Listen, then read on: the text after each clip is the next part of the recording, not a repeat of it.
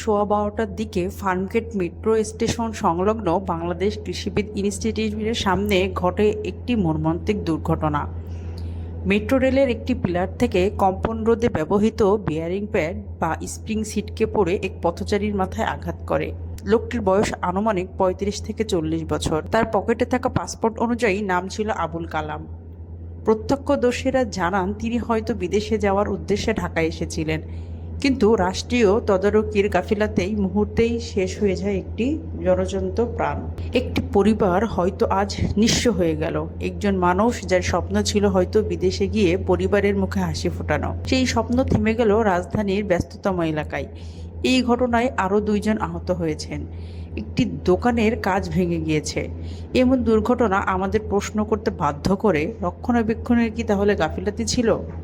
আমরা রাষ্ট্রের কাছে দাবি জানাই, এই পরিবারের দায়িত্ব রাষ্ট্রকে নিতে হবে। তদন্ত করে গাফিলতিকারীদের বিরুদ্ধে দ্রুত যথাযথ ব্যবস্থা নিতে হবে। নিরাপত্তা যেন আর কারো জীবনের মূল্য না হয়, সেটাই হোক আমাদের অঙ্গীকার।